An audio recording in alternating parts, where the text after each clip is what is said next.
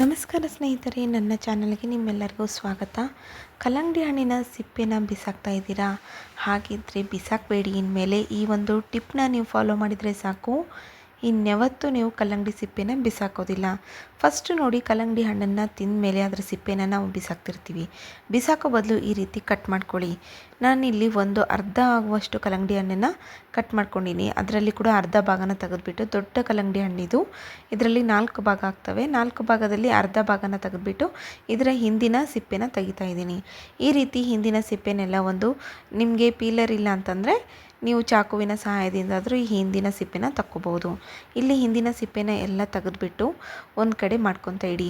ಈ ಒಂದೇ ಒಂದು ಟಿಪ್ನ ನೀವು ಫಾಲೋ ಮಾಡೋದ್ರಿಂದ ನಿಮ್ಮ ದುಡ್ಡು ತುಂಬ ಉಳಿಯುತ್ತೆ. ಹಾಗೆ ಮನೆಯಲ್ಲೇ ಮಕ್ಕಳಿಗೆ ಇಷ್ಟವಾದ ರೆಸಿಪಿನ ಕೂಡ ಮಾಡಿಕೊಡ್ಬೋದು. ನಾನಿಲ್ಲಿ ಇವತ್ತು ಈ ಕಲ್ಲಂಗಡಿ ಹಣ್ಣಿನ ಸಿಪ್ಪೆಯಿಂದ ಟೂಟಿ ಫ್ರೂಟಿ ಮಾಡ್ತಾಯಿದ್ದೀನಿ. ಟೂಟಿ ಫ್ರೂಟಿ ತುಂಬ ಸುಲಭವಾಗಿ ಮಾಡ್ಕೋಬೋದು. ವೇಸ್ಟ್ ಅಂತ ಬಿಸಾಕ್ತಾ ಇರುವಂತಹ ಕಲ್ಲಂಗಡಿ ಹಣ್ಣಿನಿಂದ ಟೂಟಿ ಫ್ರೂಟಿ ಮಾಡಿ ಮನೆಯಲ್ಲಿ ಮಕ್ಕಳಿಗೆ ಕೊಟ್ಟರೆ ತುಂಬ ಇಷ್ಟಪಟ್ಟು ತಿಂತಾರೆ. ಹೊರಗಡೆಯಿಂದ ಬೇಕ್ರಿಯಿಂದ ತರುವಂತಹ ಈ ಟೂಟಿ ಫ್ರೂಟಿ ಬದಲು ಮನೆಯಲ್ಲೇ ಮಾಡ್ಕೊಳ್ಳಿ, ಒಂದು ಹೆಲ್ತಿಯಾಗಿ ಮಾಡ್ಕೋಬೋದು. ನೋಡಿ, ಫಸ್ಟು ಇದನ್ನು ಕಟ್ ಮಾಡ್ಕೋಬೇಕಾಗತ್ತೆ. ಸೈಜ್ ಬಂದುಬಿಟ್ಟು ದೊಡ್ಡದಾಗಿ ಕಟ್ ಮಾಡ್ಕೊತಾ ಇದ್ದೀನಿ. ನೀವು ಬೇಕಾದ್ರೆ ಇದಕ್ಕಿಂತ ಸಣ್ಣದಾಗಿ ಕೂಡ ಕಟ್ ಮಾಡ್ಕೋಬೋದು. ಇಲ್ಲಿ ಸೈಜ್ನ ದೊಡ್ಡದಾಗಿ ಕಟ್ ಮಾಡ್ಕೊಳೋದು ಯಾಕಪ್ಪ ಅಂತಂದರೆ ಒಂದು ಕುದಿ ಬಂದ ತಕ್ಷಣವೇ ಈ ಸೈಜ್ನಲ್ಲಿ ಸ್ವಲ್ಪ ಕಮ್ಮಿ ಆಗುತ್ತೆ. ಹಾಗಾಗಿ ನಾನಿಲ್ಲಿ ದೊಡ್ಡ ಸೈಜ್ನೇ ಇಡ್ತಾ ಇರೋದು. ಜಾಸ್ತಿ ದಪ್ಪನೂ ಬೇಡ, ಜಾಸ್ತಿ ತೆಳುವೂ ಬೇಡ, ನೋಡಿಕೊಂಡು ಒಂದು ಮೀಡಿಯಮ್ ಸೈಜ್ನಲ್ಲಿ ಕಟ್ ಮಾಡ್ಕೊಳ್ಳಿ. ನೋಡಿ, ಈ ರೀತಿ ಉದ್ದುದ್ದಕ್ಕೆ ಚಾಕುವಿನ ಸಹಾಯದಿಂದ ಕಟ್ ಮಾಡ್ಕೊತಾ ಹೋಗಿ.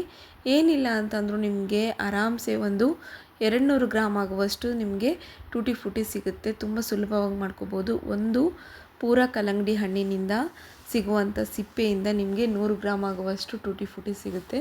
ನಾನಿಲ್ಲಿ ಸ್ವಲ್ಪ ಕ್ವಾಂಟಿಟಿದಲ್ಲಿ ಮಾಡಿ ತೋರಿಸ್ತಾ ಇದ್ದೀನಿ. ಅರ್ಧ ಭಾಗದಲ್ಲಿ ಮಾಡಿ ತೋರಿಸ್ತಾ ಇರೋದ್ರಿಂದ ನೀವು ಇಲ್ಲಿ ನೋಡ್ಕೊತಿರ್ಬೋದು ಎಷ್ಟಾಗಿದೆ ಅಂಥೇಳಿ. ಇದರಿಂದ ಇನ್ನೂ ಹೆಚ್ಚೆಚ್ಚು ಅಡುಗೆಗಳನ್ನು ಕೂಡ ಮಾಡ್ತಾರೆ. ಹಾಗೆ ಈ ತಿರುಳಿನಿಂದ ದೋಸೆ ಕೂಡ ಮಾಡ್ತಾರೆ, ಚಟ್ನಿ ಕೂಡ ಮಾಡ್ತಾರೆ.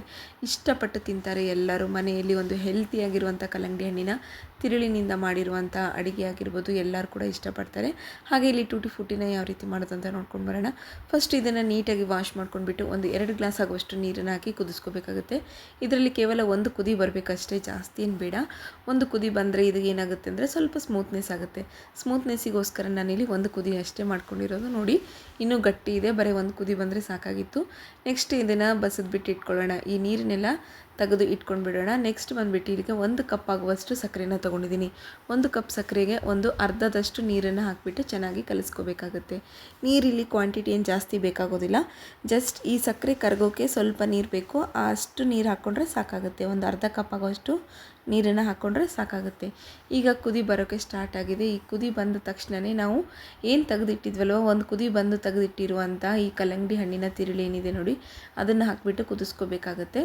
ಈ ಸಕ್ಕರೆ ಮತ್ತು ಈ ಕಲ್ಲಂಗಡಿ ಹಣ್ಣಿನ ಸಿಪ್ಪೆಯ ತಿರುಳು ಇವೆರಡೂ ಕೂಡ ಕರೆಕ್ಟಾಗಿ ಮಿಕ್ಸ್ ಆಗಬೇಕು. ಅಲ್ಲಿವರೆಗೂ ಕುದಿ ಬರೋವರೆಗೂ ಇದನ್ನು ಮಿಕ್ಸ್ ಮಾಡ್ಕೊತಾ ಇರಬೇಕು. ಇವೆರಡೂ ಕೂಡ ಒಂದು ಟೇಸ್ಟ್ ಬರಬೇಕು, ಸ್ವೀಟ್ನೆಸ್ ಬರಬೇಕು, ಇದರಲ್ಲಿ ಅದು ಹೊಂದ್ಕೋಬೇಕು. ಅಲ್ಲಿವರೆಗೂ ಇದನ್ನು ನಾವು ಕುದಿಸ್ಬೇಕಾಗುತ್ತೆ. ನೋಡಿ, ಇವಾಗ ಇದರಲ್ಲಿರುವ ಸಕ್ಕರೆ ಎಲ್ಲ ಕಮ್ಮಿ ಆಗ್ತಾಯಿದೆ. ಈಗ ಸಕ್ಕರೆ ಕಮ್ಮಿ ಆಗ್ತಾ ಇದ್ದಾಗ ಈ ಫ್ಲೇಮಿಂದ ಬಂದ್ ಮಾಡ್ಕೋಬೇಕಾಗುತ್ತೆ.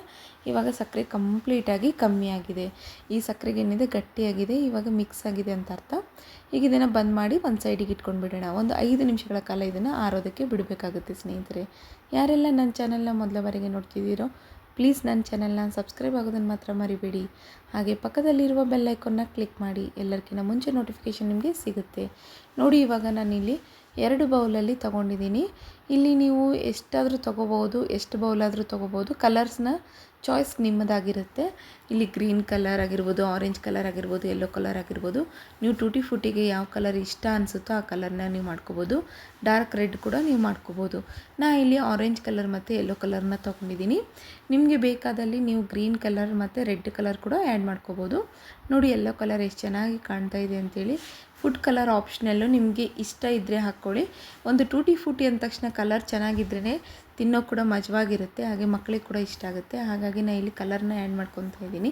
ನ್ಯಾಚುರಲ್ ಬೇಕು ಅನ್ನೋ ಹಾಗಿದ್ದರೆ ನೀವು ಇಲ್ಲಿ ಬೀಟ್ರೂಟಿನ ಪ್ಯೂರಿ ಏನು ಬರುತ್ತಲ್ವ, ಅದನ್ನು ಸ್ವಲ್ಪ ಮಿಕ್ಸ್ ಮಾಡ್ಕೋಬೋದು. ಹಾಗೆ ಅರಿಶಿನ ಮಿಕ್ಸ್ ಮಾಡ್ಕೋಬೋದು, ನ್ಯಾಚುರಲ್ ಆಗಿ ಬರುತ್ತೆ. ನಾನು ಇಲ್ಲಿ ಫುಡ್ ಕಲರ್ನ ಯೂಸ್ ಮಾಡೋದ್ರಿಂದ ಆರೆಂಜ್ ಕಲರ್ ಮತ್ತು ಯೆಲ್ಲೋ ಕಲರ್ನ ಆ್ಯಡ್ ಮಾಡ್ಕೊಂಡಿದ್ದೀನಿ. ನೋಡಿ, ಎಷ್ಟು ಚೆನ್ನಾಗಿ ಬಂದಿದೆ ತಿರುಳಿನಿಂದ ಮಾಡಿರುವಂಥ